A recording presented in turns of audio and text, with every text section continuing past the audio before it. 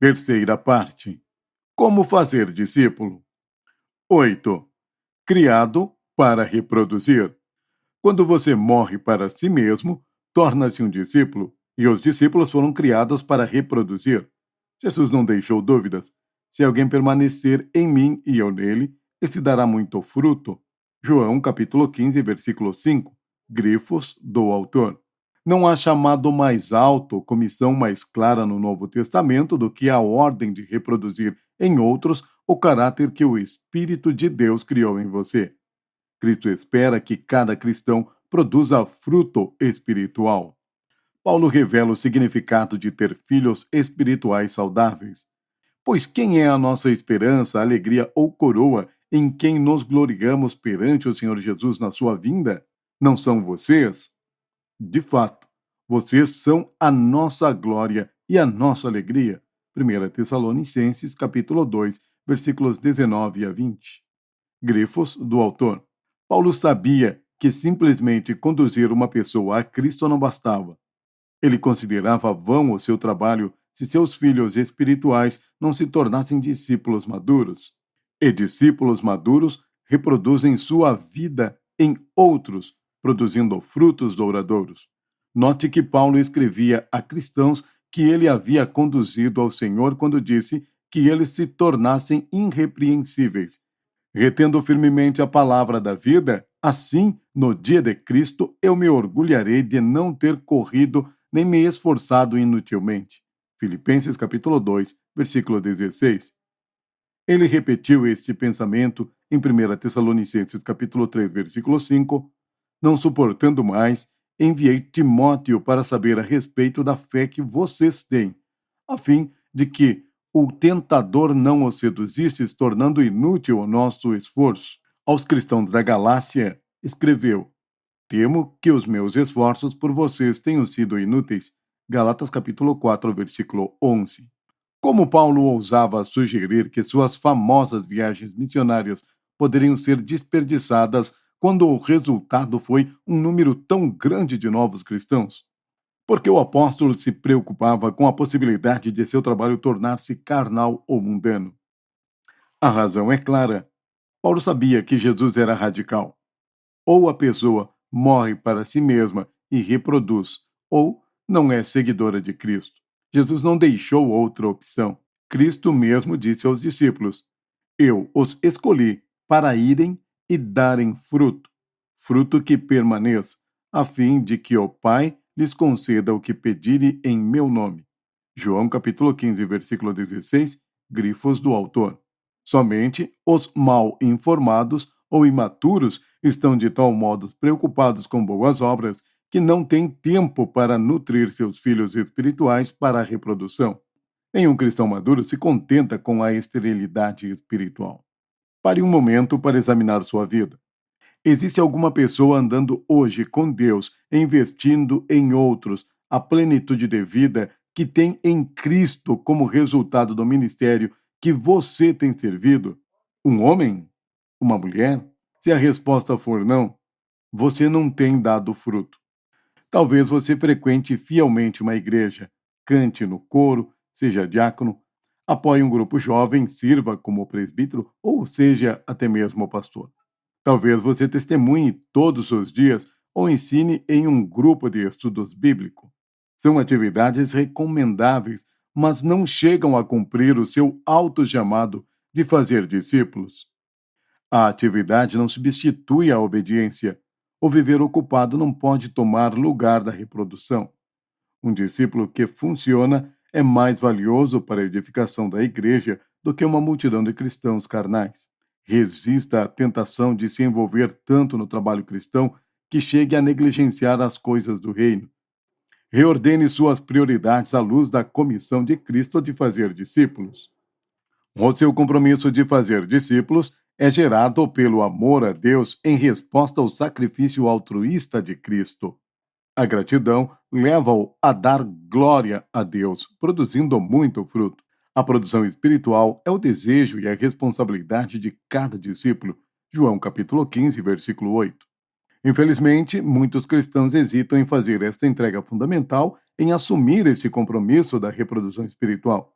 Satanás diz-nos que não somos suficientemente bons para fazer discípulos, mas não se engane. Não é a sua bondade, mas a perfeição de Cristo em você que o qualifica a fazer discípulos. Não é aquilo que você sabe, mas aquele a quem você conhece. Se você morreu para isso, então Cristo reproduzirá o caráter dele por seu intermédio. Permita-me uma palavra de cautela. O discipulado requer um compromisso constante com a morte de si mesmo. Paulo diz: pois nós, que estamos vivos, somos sempre entregues à morte por amor a Jesus, para que a sua vida também se manifeste em nosso corpo mortal. 2 Coríntios, capítulo 4, versículo 11. João declara ainda: devemos dar a nossa vida por nossos irmãos. 1 João, capítulo 3, versículo 16. O discipulado é um trabalho árduo. Paulo afadigava-se. Colossenses capítulo 1, versículos 28 e 29. Para apresentar todo homem perfeito em Cristo, um discipulador tem o compromisso de investir a vida no seu aluno. Decidimos dar-lhes não somente o Evangelho de Deus, mas também a nossa própria vida, porque vocês se tornaram muito amados por nós. 1 Tessalonicenses capítulo 2, versículo 8. Gerar filhos espirituais exige muitas horas semanais por muitos anos. Exige o desgaste de energia emocional. Paulo pergunta: quem está fraco, que eu não me sinta fraco? Quem não se escandaliza, que eu não me queime por dentro? 2 Coríntios, capítulo 11, versículo 29. O derramar da vida em favor de outra pessoa é um investimento que nos esgota. Não assuma um compromisso com Deus para uma relação de discipulado até que você conheça o preço disso. Quando o nosso ministério começou, a necessidade no gueto era tão esmagadora que praticamente qualquer pessoa que quisesse juntar-se a nós era aceita em nossa equipe. Muitos foram embora após alguns meses, sentindo que Deus os chamava para outro lugar. Mas como ministramos principalmente aos que estão de fora das igrejas e os membros de nossa equipe trabalham no limite de sua capacidade, era raro que tivéssemos alguém para cuidar dos filhos espirituais dos ministros que se iam. Era muito frequente que eu tentasse explicar aos novos cristãos que assim que viesse mais um missionário, voltaríamos a dar a atenção pessoal que seu professor lhes dava. Não importava, porém, o que eu dissesse. Esses bebês em Cristo pareciam ouvir: vocês já não se importam. Deus não me ama mais. Fracos demais para enfrentar um relacionamento quebrado, estes novos cristãos caíam pelo caminho. Alguns ameaçavam suicidar-se, outros voltavam ao roubo, às drogas ou à prostituição. Alguns morreram. Cada um tinha visto seu mestre como um reflexo de Deus, e quando abandonado, concluía que o próprio Deus tinha sido infiel. Numa cultura instável como a do gueto, nada poderia ser pior do que a deserção ou abandono. Deus convenceu-nos do pecado deste abandono de filhos espirituais. Um Deus de excelência nunca pretende que sua obra seja deixada inacabada. Reconhecemos que precisamos cuidar de novos cristãos até que alcançassem maturidade suficiente para se alimentar espiritualmente sozinhos e estivessem integrados a um corpo saudável e funcional. Esse era o padrão divino. A obra de Cristo não estaria terminada até que seus homens fossem treinados. Reconhecendo a gravidade da situação, nossa responsabilidade e conhecendo o coração de Deus, resolvemos que cada membro da equipe que viesse deveria ter um compromisso com Deus de ministrar conosco até pelo menos fazer um discípulo que pudesse levar avante o ministério por ele começado.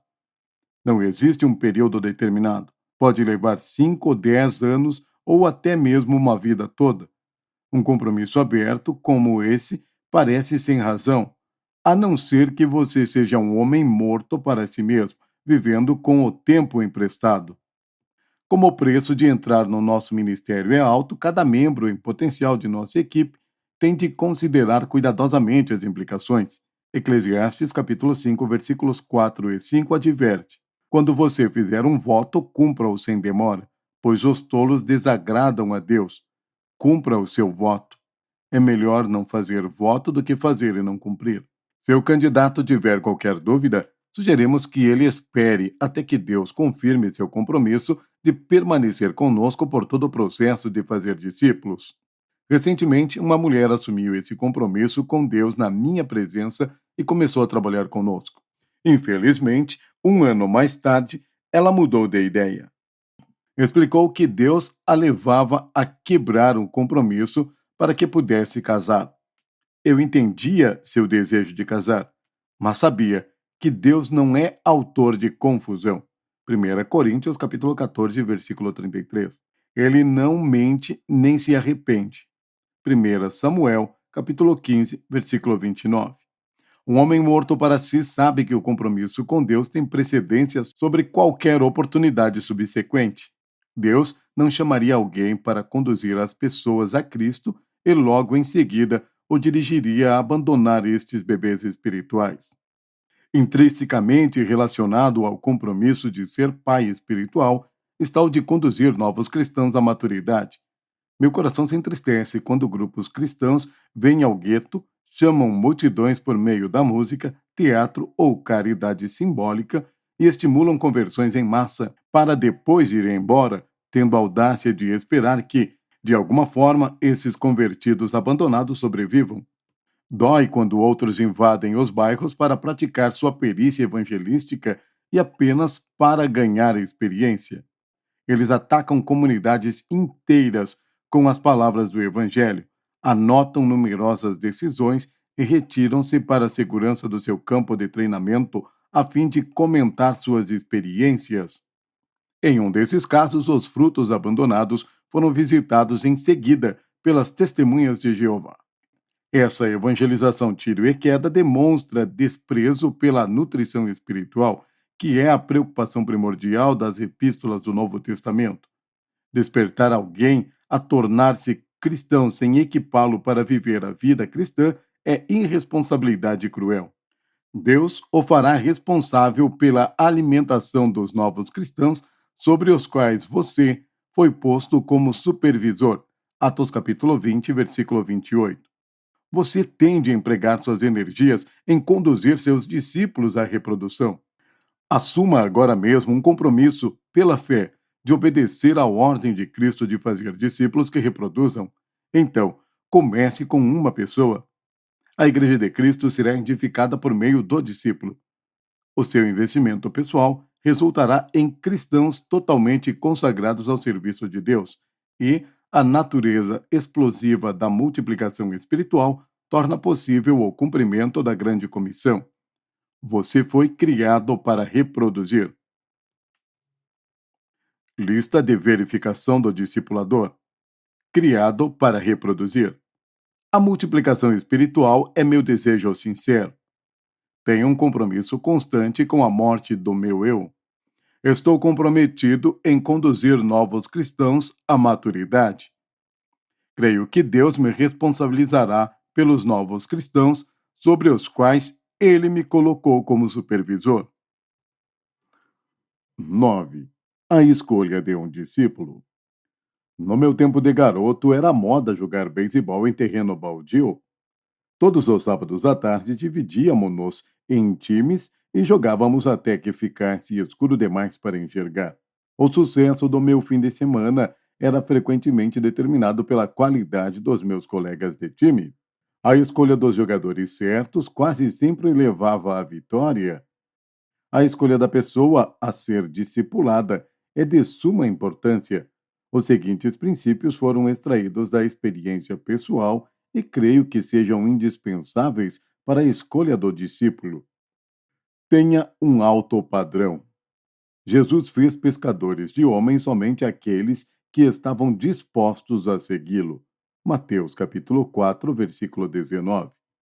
Ele exigiu que seus discípulos abandonassem tudo o que tinham, até mesmo a própria vida, se necessário fosse, para segui-lo.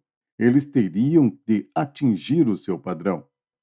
5 características ajudarão a identificar o discípulo em potencial. 1. Ele deseja conhecer intimamente a Deus. Seu espírito dócil indica fome de Deus e sede de justiça. Ele busca conhecer Cristo, o poder da sua ressurreição e a participação em seus sofrimentos, tornando-me como ele em sua morte. Filipenses capítulo 3, versículo 10. Sua constância em obedecer a Deus demonstra a morte de si próprio. Tiago capítulo 1, versículos 22 a 25. Deus disse: Não se glorie o sábio em sua sabedoria, nem o forte em sua força, nem o rico em sua riqueza. Mas quem se gloriar, glorie-se nisso, em compreender-me e conhecer-me, pois eu sou o Senhor e ajo com lealdade, com justiça e com retidão sobre a terra, pois é dessas coisas que me agrado. Jeremias capítulo 9, versículos 23 e 24. 2. Ele está disponível. Sempre que houver a oportunidade, ele está disponível e ansioso por estar com você. Sua disponibilidade demonstra a importância que ele dá ao seu relacionamento. Nós sempre reservamos tempo para coisas que julgamos importantes. Os discípulos de Cristo deixaram emprego e ocupações para estar com ele. A disponibilidade deles provou o compromisso que tinham. 3. Ele é submisso. Ele reconhece que Deus não aceita menos que um espírito quebrantado e contrito. Salmos 51, 17. Sua vulnerabilidade e comunicação transparente demonstram confiança em Deus e em você. A qualidade de servo e o amor a você refletem submissão e respeito pela maturidade que você tem. Se ele ministra a você, provavelmente é a pessoa certa. Paulo tinha Onésiforo em alta conta porque ele muitas vezes o animou e nunca se envergonhou de servir a Paulo, mesmo que estivesse na cadeia. 2 Timóteo, capítulo 2, versículos 16 a 18. 4. Ele é fiel. Ele é coerente na consagração cristã, nas responsabilidades de rotina e no amor a Deus. O que se quer destes encarregados é que sejam fiéis. 1 Coríntios, capítulo 4, versículo 2. O Espírito de Deus valoriza tanto a fidelidade que inspirou Paulo a fazer da fidelidade o ingrediente-chave para determinar quais homens deveriam ser treinados. 2 Timóteo, capítulo 2, versículo 2. 5. Ele deseja fazer discípulos. Ele entende que o cristão maduro está comprometido em fazer discípulos. Deseja crescer no Senhor a fim de glorificar a Deus, reproduzindo nos outros a vida em Cristo. Esses 5 critérios podem parecer muito elevados, mas a qualidade obtida é determinada pelo padrão estabelecido. Se você aceitar a mediocridade, será isso que obterá. Cada ano, nossos diretores recapitulam as diretrizes para a aceitação de novos membros de equipe. Invariavelmente, quando elevamos as exigências, a qualidade dos candidatos melhora proporcionalmente. Não tenha receio de exigir um alto padrão. Ore com paciência. Jesus escolheu seus discípulos somente depois de passar a noite orando a Deus. Lucas capítulo 6, versículo 12.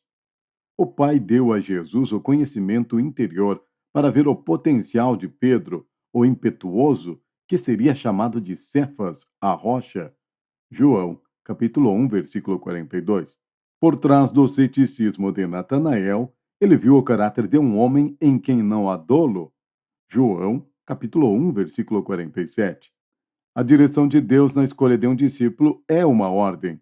Não considere sua aparência nem sua altura, pois eu o rejeitei. Não considere sua aparência nem sua altura, pois eu o rejeitei. O Senhor não vê como o homem vê a aparência, mas o Senhor vê o coração. 1 Samuel, capítulo 16, versículo 7. Não existe maneira pela qual possamos induzir uma pessoa a morrer para si mesma e iniciar um relacionamento de discipulado. Jesus ensinou: Ninguém pode vir a mim se o Pai que me enviou não o atrair, e eu o ressuscitarei no último dia. João capítulo 6, versículo 44. Só Deus pode preparar uma pessoa para tornar-se discípulo que reproduza um caráter semelhante ao de Cristo em outras pessoas. Deus disse: Separem-me Barnabé e Saulo para a obra que eu os tenho chamado. Atos capítulo 13, versículo 2.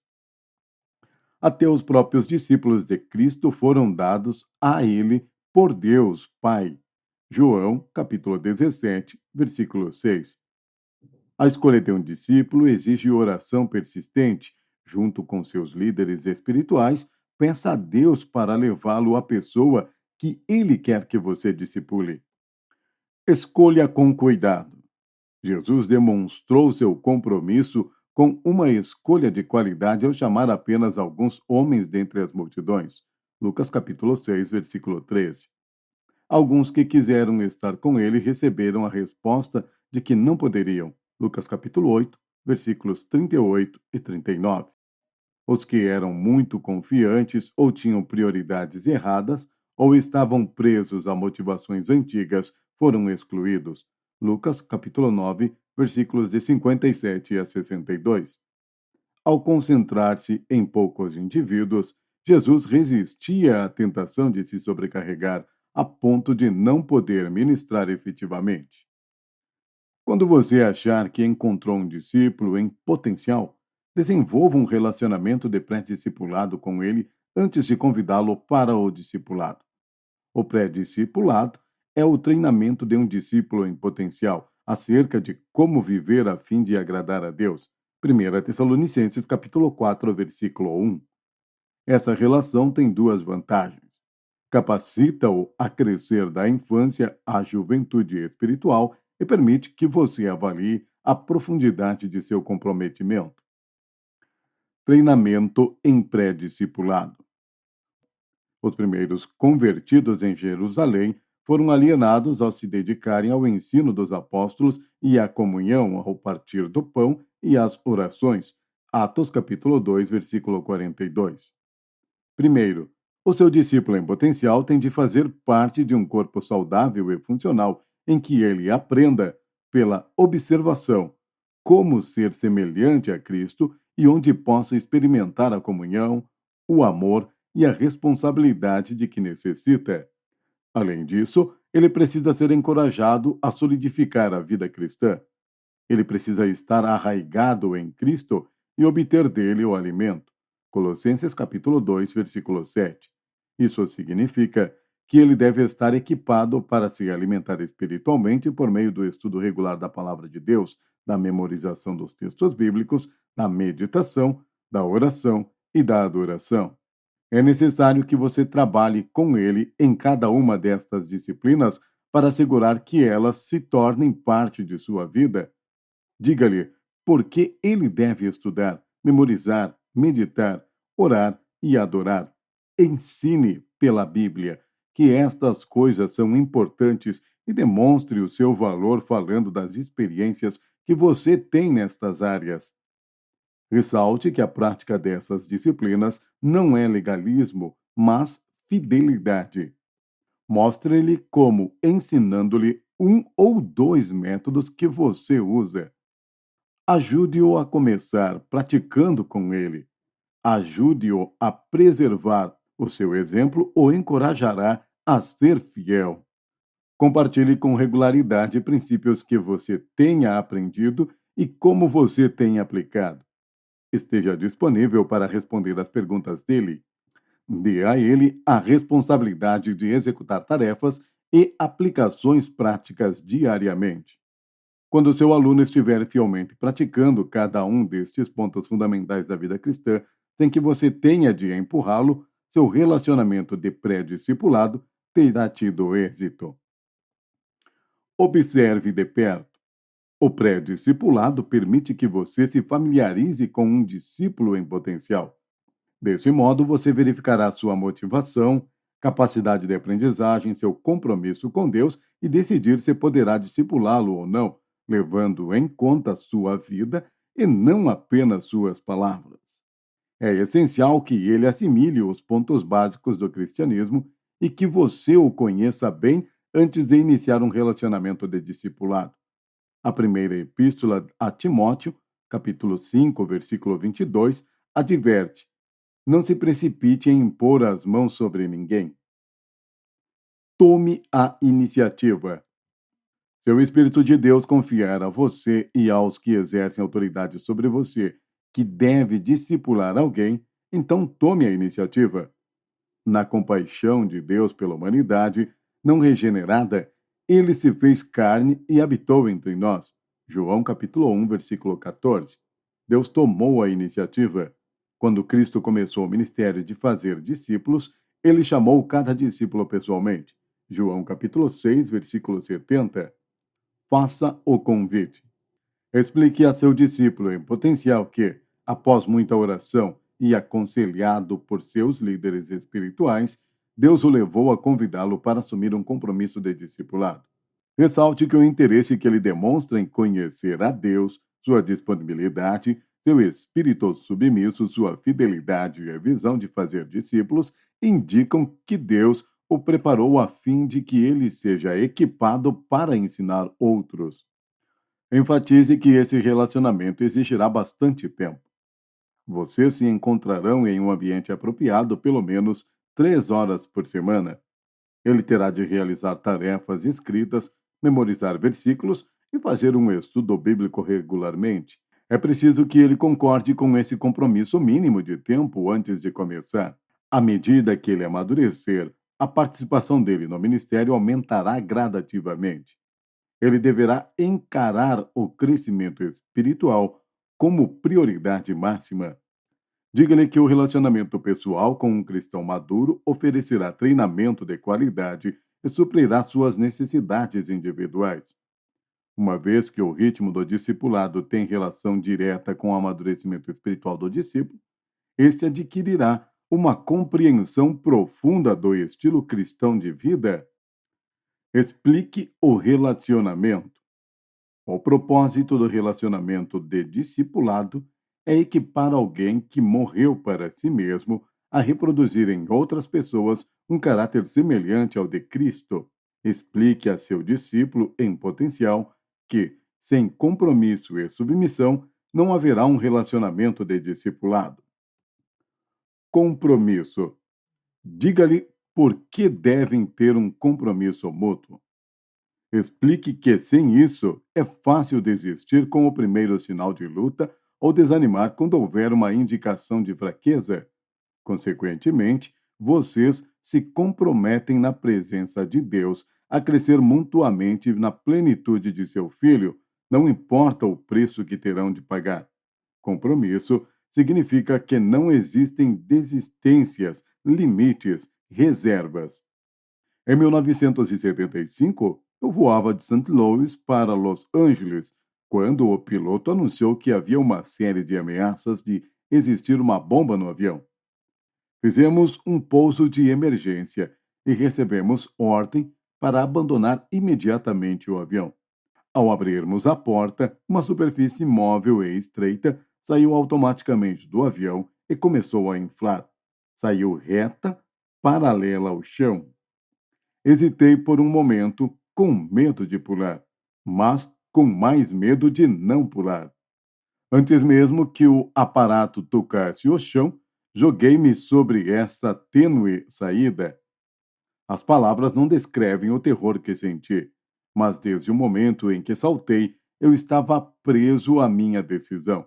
Uma vez que Deus exige fidelidade inabalável, o compromisso de discipulado é tão sério quanto aquele salto do avião.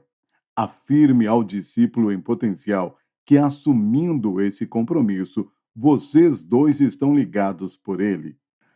Assegure-lhe que, mesmo que ele tropece, você permanecerá fiel. Explique que ele deve comprometer-se a observar, escutar, seguir a sua direção e obedecer a ela para chegar à maturidade em Cristo. Esse compromisso mútuo, sem reservas, é a base de seu relacionamento. Submissão. Diga a seu discípulo em potencial porque ele deverá submeter-se a você como aquele que Deus investiu autoridade para treiná-lo para a reprodução.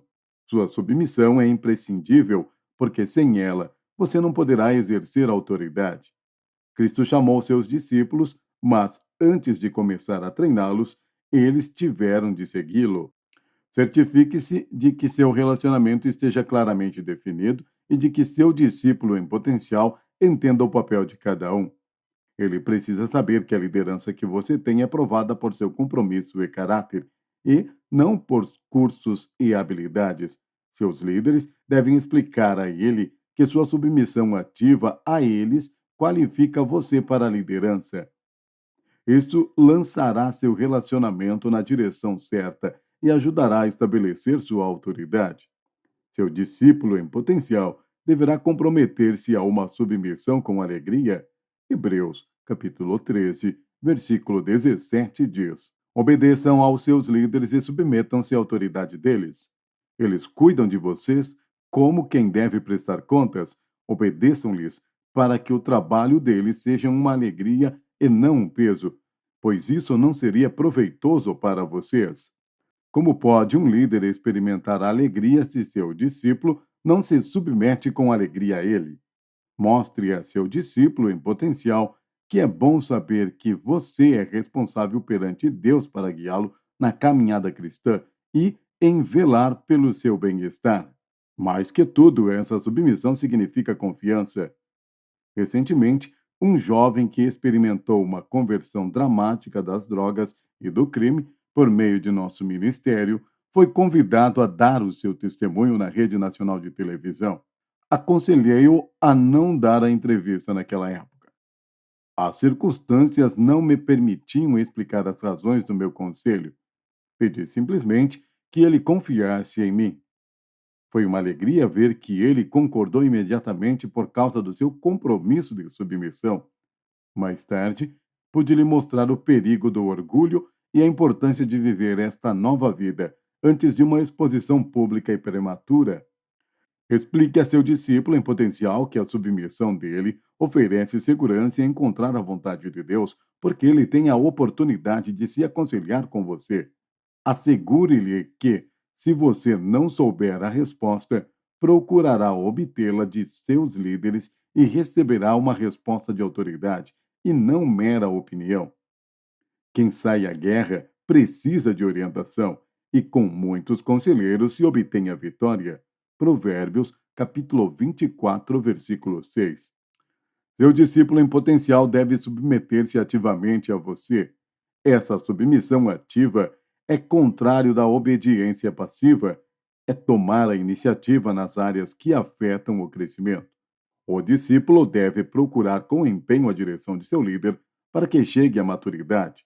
Ele deve escolher ser transparente e vulnerável em áreas que, de outra maneira, poderiam permanecer ocultas.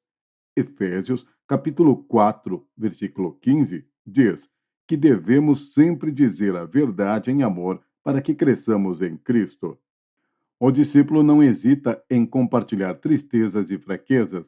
Tiago, capítulo 5, versículo 16, ensina: confessem os seus pecados uns aos outros e orem uns pelos outros para serem curados.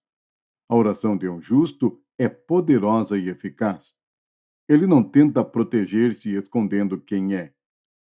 Você não pode levar os fardos de seus discípulos a não ser que ele os compartilhe. Gálatas capítulo 6, versículo 2. Deixar de falar das lutas indica que ou ele não deseja sinceramente conhecer o padrão de Deus ou não quer viver segundo esse padrão.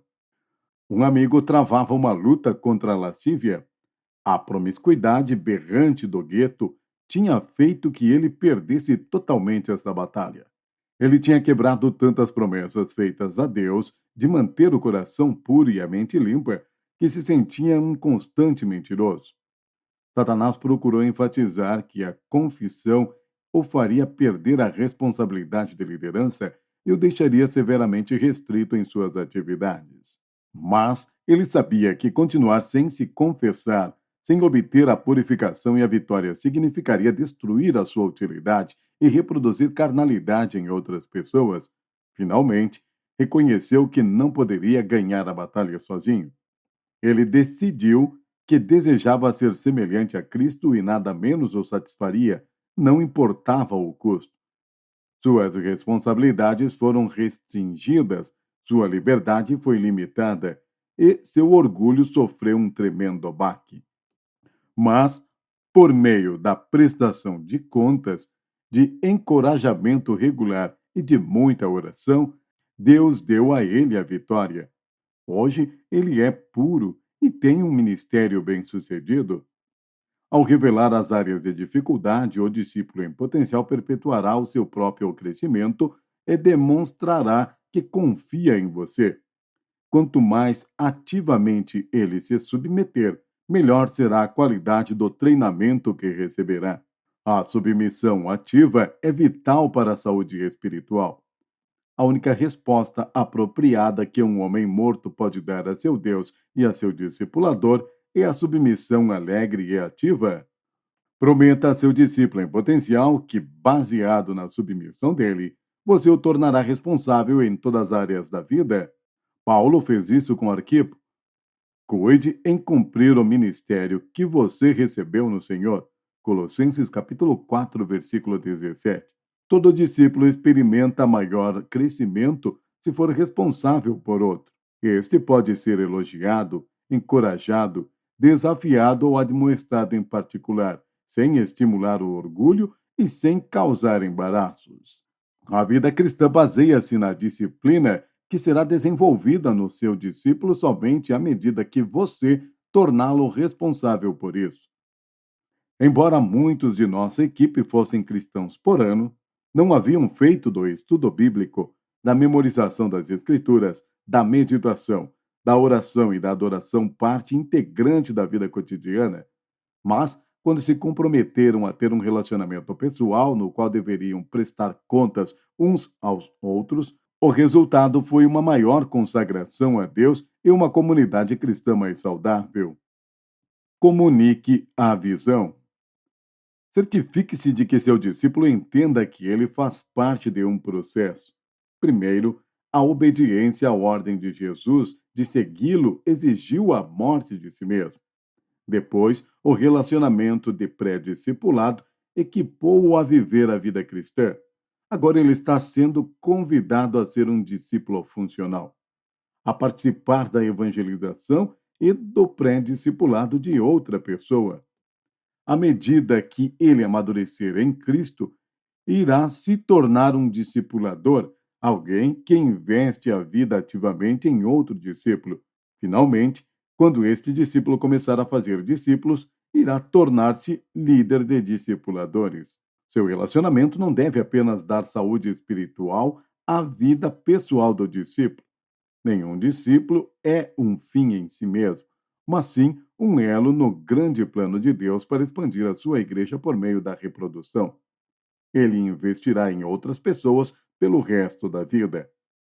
Deixe que ele decida. Depois de explicar detalhadamente as implicações do discipulado, dê a seu discípulo em potencial 1 ou 2 semanas para orar a fim de decidir sobre assumir tal compromisso. Não tente forçar uma resposta positiva. É muito importante dar a ele a liberdade de escolher. Só o Espírito Santo pode chamar as pessoas para uma relação de discipulado. Se ele não estiver pronto para tal compromisso, é melhor que você saiba antes de investir horas nele. Não posso exagerar a importância de seguir cada um destes passos na escolha do discípulo. Você pode estar ansioso por começar a fazer discípulos. Isto é recomendável, mas seu anseio deve ser temperado com paciência. Espere o tempo de Deus e a pessoa de Deus. Infelizmente, tenho que admitir que em diversas ocasiões negligenciei cada um destes passos, e isso causou curto-circuito em meu ministério. Uma pessoa demonstrou todas as características do discípulo, exceto a fidelidade. Convencido de que eu poderia ajudá-la nesse ponto, eu pus em risco o padrão de Deus. Nosso relacionamento continuou por 18 meses, até que a sua infidelidade se tornou intolerável. Em outra ocasião, eu estava tão certo de que o coração de um homem era correto que deixei de buscar a confirmação de Deus em oração. Esse discípulo ideal foi embora em 2 meses. Várias pessoas que desejaram ser discipuladas vieram com credenciais impecáveis, diplomas e certificados impressionantes, recomendações de alto nível.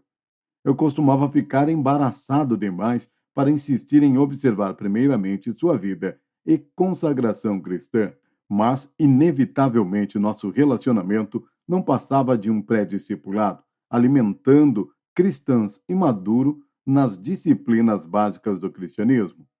O perigo aí é o que o aluno presume estar se transformando em um discípulo e, portanto, acha que está em condições de fazer discípulos. Sua demora em morrer para si mesmo reforça a ideia enganosa de que o seu valor está nas habilidades e não no caráter. Se você estiver em um relacionamento de pré-discipulado, chame-o por esse nome, mesmo que esteja caminhando para o discipulado. Certa vez iniciei um relacionamento de discipulado sem definir o que esperava. O indivíduo assegurou-me que sabia o que estava envolvido nele, mas nunca foi submisso. Ele não queria ser discípulo, queria comunhão sem responsabilidade. Oro para que você aprenda com os meus erros. Se você seguir esses passos na escolha de um discípulo, a probabilidade de que haja reprodução de qualidade é alta e sua alegria será imensurável. Lista de verificação do discipulador. A escolha de um discípulo. Estabeleci um alto padrão para meu discípulo. Ele deseja conhecer intimamente a Deus. Ele está disponível. Ele é submisso. Ele é fiel. Ele deseja fazer discípulos. Tem orado com persistência. Escolhi com cuidado. Tomei a iniciativa. Fiz o convite. Experimentei o relacionamento. Comuniquei a visão. Deixei que ele decidisse.